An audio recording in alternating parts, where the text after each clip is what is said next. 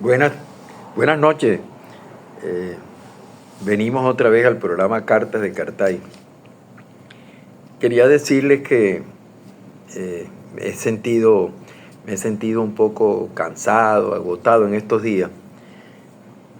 Y por supuesto, entro en una fase de desánimo. Tenía casi una semana o más sin grabar ningún programa, ¿no?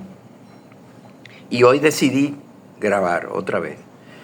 Pero decidí recuperar otra vez el ánimo. Y eso se recupera sintiéndose bien, sintiéndose feliz. Bueno, y voy a hablar precisamente de la felicidad hoy, ¿no? Yo les he hablado en otro programa de cómo algunos economistas, especialistas o especialistas en ciencias sociales han llegado a la conclusión de que la felicidad es medible. Y para poder medir la felicidad, para poder utilizar variables que puedan ser medidas de la felicidad, es necesario llegar a la conclusión de que esos datos son datos objetivos. Pero la idea que uno tiene es que la felicidad es una cuestión subjetiva, o sea, es una percepción personal que obedece a un proceso bioquímico. Entonces, es un poco complicado, un poco difícil, pues con los economistas llegar a la conclusión de que yo puedo medir la felicidad, a menos que, y ese es el truco que han hecho los economistas, que han convertido a la felicidad en un equivalente a la satisfacción personal, al sentirse bien desde el punto de vista de los servicios que uno utiliza, que uno aplica. Por ejemplo, si yo convierto a la felicidad en un equivalente al bienestar, pues entonces yo lo puedo medir, porque yo siento felicidad cuando yo compro un carro, yo siento felicidad cuando me aumentan el salario, yo siento felicidad cuando tengo un niño, yo siento felicidad cuando compro una casa, cuando amplío mi casa, siento felicidad cuando doy un viaje. Pero ojo, esos son, diríamos, objetivos que son objetivos intermediarios, objetivos medios para el cual uno puede conseguir la felicidad, pero no es la felicidad. O sea que yo, a pesar de que he hablado en otros programas sobre la felicidad desde el punto de vista de la economía y vista por los economistas, no es una medida exactamente cuantitativa, sino que más bien es una apreciación cualitativa. Voy a hablar un poco de eso hoy, de la parte cualitativa y de que la parte de que la felicidad no es exactamente medible, pero es sentible. Es decir, uno puede sentir la felicidad y eso no sucede con mucha frecuencia. Por ejemplo, ahorita yo me siento muy bien porque estoy reconectándome con lo que yo deseo, con lo que ha sido mi anhelo. He estado preparándome y luchando contra mí, contra la flojera, contra el desánimo durante 3 días, hasta que hoy llegó en que se alinearon, como dicen los videntes, los astros, para sentir otra vez, sentirme bien conmigo mismo y poder expresarles a ustedes con ánimo y con pasión, expresarles a ustedes lo que yo pienso que es la felicidad. Los especialistas en neurología dicen que el sentirse muy bien consigo mismo, lo que uno llama la felicidad, es el resultado de un sistema de recompensa del cerebro, cuando uno hace las cosas bien y cuando uno hace bien. Es decir, en la medida en que uno se activa para hacer bien a los demás, en esa misma medida uno siente que es feliz. Y se produce una especie de respuesta, diríamos, a esa acción, haciéndole ver a uno como una recompensa de que uno está haciendo las cosas bien. Y esa recompensa tiene una traducción bioquímica. Quiere decir, esa recompensa no es más que el resultado de la liberación de varias hormonas que están ligadas con las actitudes positivas, las acciones positivas, los sentimientos positivos. ¿Cuáles son esas hormonas? Bueno, las hormonas esas que nos han dicho siempre a nosotros, la dopamina, la serotonina, la oxitocina, Y bueno, por supuesto, otras más, endorfina. Esas son hormonas positivas que uno tiene que aprovecharlas y aprovechar ese momento en que ellas son producidas y se combinan como un resultado, diríamos, como una recompensa al actuar bien y que se produce en el cerebro. Se combinan esas hormonas y es un proceso bioquímico para sentirse bien. Entonces, bueno, pero hay personas que han estudiado de muchas maneras dentro del área de la psiquiatría, del área de la neurociencia, han estudiado también los diferentes aspectos que componen el sentirse bien o el sentir felicidad. Hay un estudio muy famoso de la Universidad de Harvard que le ha seguido la historia personal a 700 participantes desde la juventud, desde que eran adolescentes hasta que, bueno, llegaron a tener, el estudio tiene más de 30 años y hasta que llegaron a la madurez y empezaron, lo vamos a llamar la madurez, y empezaron su vejez. Entonces, las conclusiones de ese estudio a largo plazo, que ha sido, diríamos, hecho por muchos investigadores a lo largo del tiempo, han llegado a la conclusión de que las personas que han sido las más felices son aquellas personas que se sienten miembros o parte de una red diríamos, de relaciones sociales. O sea, cuando uno está metido entre una red de relaciones sociales, uno es más feliz. Es decir, cuando uno tiene una buena familia, una familia que se quiere, como uno la ve, a veces la ve, porque no siempre la ve, y uno que ha tenido familia, las ha tenido muchas veces unidas, hasta que llega un momento en que separa la familia por una muerte, por un duelo, por una ruptura, por un divorcio, o un accidente de un niño, o un problema de conducta de uno de los miembros de la familia que lo aparta y entonces produce infelicidad donde antes era unión familiar y alegría familiar. Bueno, eso sucede. No es mi caso. En mi caso, diríamos, no es que ha sido una infelicidad, pero en mi caso las familias se han disuelto por divorcio. Y entonces y además por los años, porque uno no puede pretender ser dueño del destino de los demás. Y si uno tiene un hijo y el hijo se casa y se va a vivir a Groenlandia, uno no puede hacer nada por eso. Es su propio camino y es su propia decisión, es la decisión familiar.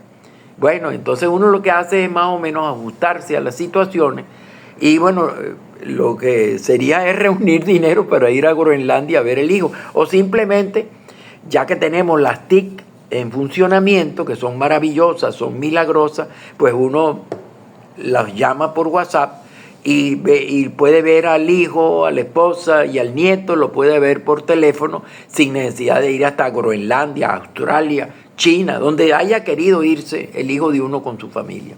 Entonces, las TIC, que pueden ser un motivo de distracción y que crean adicciones a veces desagradables, también tienen efectos positivos y entonces el teléfono acerca a la familia, une, por lo menos momentáneamente, y produce felicidad. Porque yo me siento feliz cuando yo prendo el teléfono y me comunico por ejemplo, con mis hijos, donde estén. Los hijos míos están en todas partes, están en Estados Unidos, están en Madrid, están en Portugal, España, Portugal, pero también están hijos míos que son como sobrinos, como si fueran mis hijos, que están en Alemania, otros están en otras partes de los Estados Unidos, están regados por todo el mundo. Y entonces, bueno, por supuesto, cada vez que sé de ellos, cada vez que hablo con ellos, que no es muy diríamos, muy frecuente, porque otra cosa, no llaman, y entonces uno no puede estar llamando permanentemente a sus hijos, cuando teóricamente los hijos son los que tienen que llamar a los padres que han envejecido.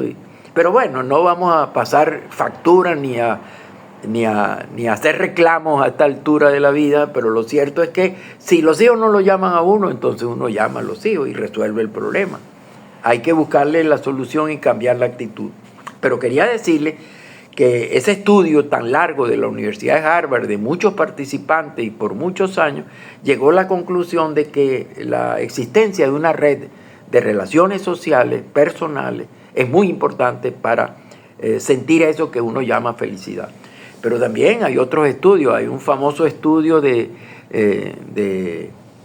Oswald, un investigador de la Universidad de Warwick, que llegó a la conclusión de que la vida es como una U invertida, la felicidad. Al principio, cuando esa U, al principio, uno es, hay diríamos facilidad para ser feliz en el inicio de la U, y también al final de la U.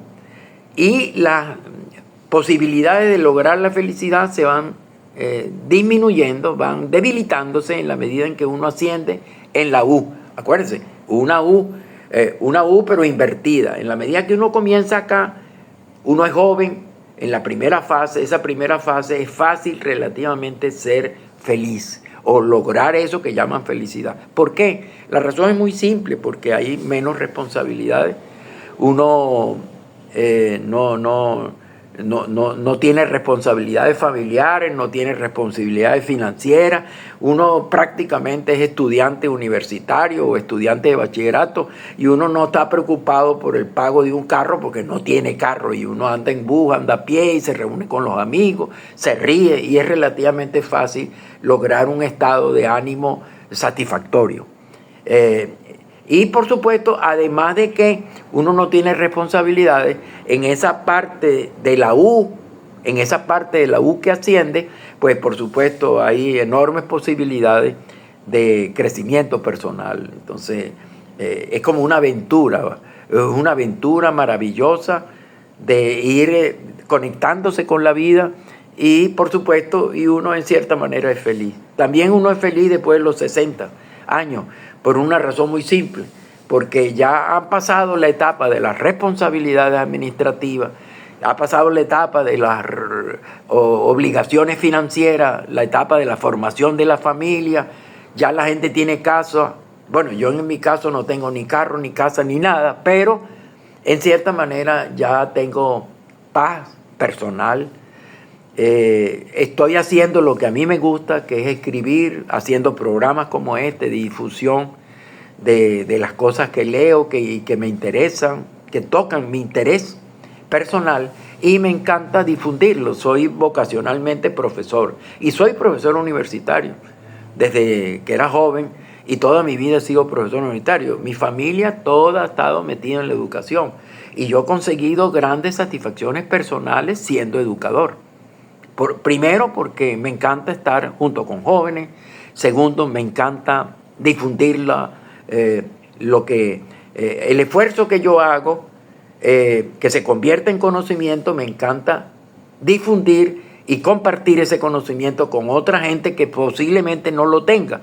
Y me encanta estimular a que los demás hagan esfuerzos como los que yo he hecho para conseguir ese nivel de conocimiento. Entonces, bueno, eso me hace muy feliz, Y por supuesto, a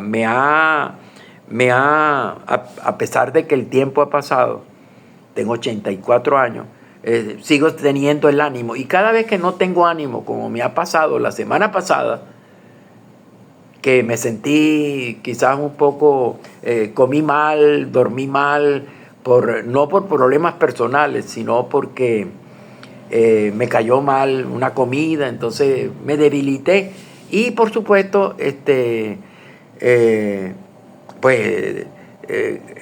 me desanimé, y entonces he tratado, luchando en estos 2 o 3 días anteriores, de reanimarme y para volver otra vez a hacer el programa. Y ya estamos otra vez aquí, yo frente a ustedes, hablando de las cosas que me interesan a mí y que creo que les pueden interesar a ustedes. Y una de esas cosas es la felicidad.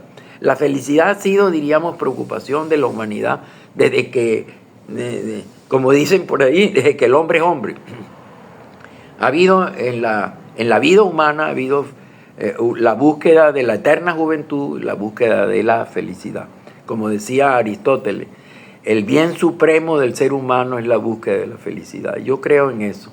Y creo que a pesar de que es un bien supremo y a pesar de que es nuestro objetivo ser feliz, como dijo Borges, mis padres me hicieron para ser feliz y yo los decepcioné, los defraudé porque no he sido feliz. Jorge Luis Borges. Yo pienso que sí, que lograr un estado de felicidad permanente es muy difícil, muy complicado. Como decía Mathieu Ricard, considerado el hombre más feliz del mundo, que dicen, y él dice yo, ¿quién dijo que yo era el hombre más feliz del mundo? Yo tengo dudas, tengo desaliento, tengo tristeza, tengo alegrías también, pero en cierta manera puedo decir que vivo mi vida satisfactoriamente y estoy en paz conmigo mismo. Por eso es que la gente dice que yo soy feliz. Dice Mathieu Ricard, y Mathieu Ricard dice que la verdadera felicidad es como una base a la cual uno vuelve a ir, es como después que uno ha superado los problemas, cuando uno se ha enfrentado a la tristeza, uno siempre tiene una base sentimental a la cual llegar y sentirse seguro, como la casa, como cuando uno viaja y regresa a la casa. Puede ser una vivienda, diríamos, pequeñita, como donde yo vivo. Puede ser una vivienda destartalada, no como la que yo vivo, pero no tiene por qué ser una vivienda lujosa ni cara, sino simplemente su lugar, donde uno esté bien consigo mismo y donde uno se encuentre. Y uno pueda, diríamos, estar consigo mismo sin aburrirse y sin sentirse amargado ni entrar en una soledad destructiva. Eso es en cierta manera lo que decía Mathieu Ricard, como una base donde uno vuelve cada vez que uno ha podido superar todas esas cosas que uno siente a lo largo de la vida. Bueno, esa es la felicidad. Entonces, ¿cómo se llama? La curva invertida de Oswald, que habla de que al inicio los jóvenes son felices, o mejor dicho, no es que son felices, que tienen mayores facilidades para ser felices.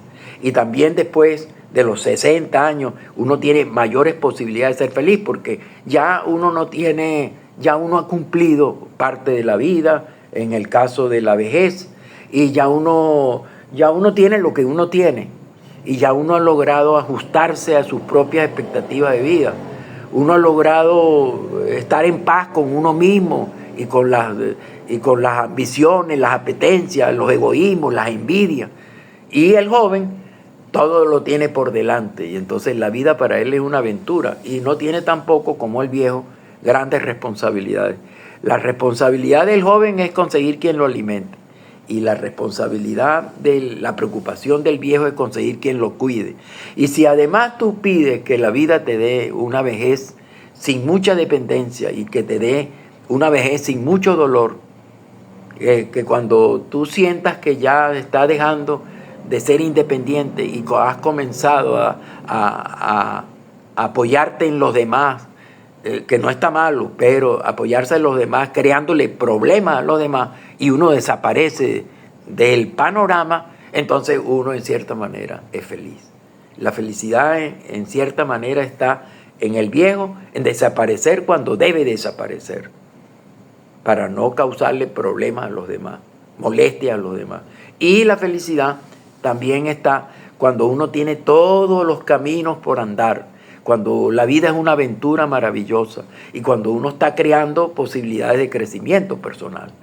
Entonces, pero ya cuando uno pasa esas dos, el inicio de la curva, cuando todo es camino, y el inicio al final de la curva, cuando todo es descenso y ya todo se está ajustando, esos son los momentos donde uno tiene mayores posibilidades de ser feliz, pero donde tiene menos posibilidades de ser feliz es cuando uno pasa de la juventud, uno llega a los 35, 40 años y adquiere responsabilidades económicas, familiares, financieras, responsabilidades laborales. Y entonces, por supuesto, uno está sometido a la presión de la adversidad, sometido a la presión externa y por supuesto y también sometido a las dudas interiores, que el joven no piensa tanto en esas dudas interiores porque bueno, para él es un camino, él tiene que abrirse camino.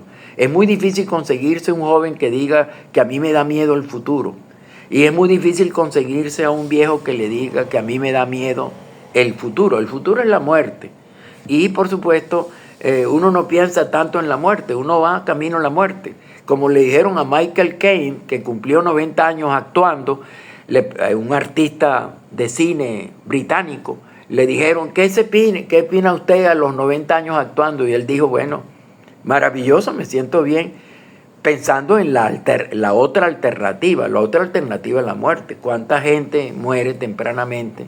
Y uno ha podido llegar a una edad provecta, para utilizar esa palabra, a una edad avanzada, sintiéndose bien, haciendo programas, caminando sin necesidad de un bastón ni de quien apoyarse, teniendo proyectos personales, libros por escribir, artículos por hacer, gente a quien conocer, y donde uno se siente que la vida le ofrece la posibilidad de hacer bien a los demás y ser querido y reconocido por los demás. Bueno, entonces uno puede decir que eso es la traducción concreta y simple de lo que es la felicidad. Bueno, señores, no sé si tengo algo que decir más de la felicidad, aunque uno no necesita estar definiendo la felicidad. Lo que uno necesita es sentir la felicidad. Lo que uno necesita no es definirla, lo que uno necesita es vivirla. Y como es difícil definir la felicidad, que es un problema que han tratado de definir desde los tiempos de la antigua Grecia, los pensadores, famosos pensadores griegos como Aristóteles, Platón, Sócrates, y por supuesto no ha habido una sola, definición que satisfaga a todos. Como es difícil definir la felicidad, entonces ¿para qué estamos definiendo la felicidad? Lo que hay que hacer es sentir la felicidad. Trata de estar bien contigo mismo, trata de estar bien con los demás. Y al parecer es necesario estar dentro de una red de relaciones personales, afectivas, cálidas, y por otra parte hacer bien al otro, sentirse útil al otro. Y al parecer ya uno está viviendo la felicidad, sin necesidad de estar definiendo la felicidad. Bueno, señores, nos vemos entonces en el próximo programa de Cartay. Y sean felices. Traten de ser felices. Bueno, es un deber de ustedes ser feliz, como dijo Borges. Mis padres me engendraron para ser feliz y yo lo decepcioné. No decepcionen a la vida, sean felices.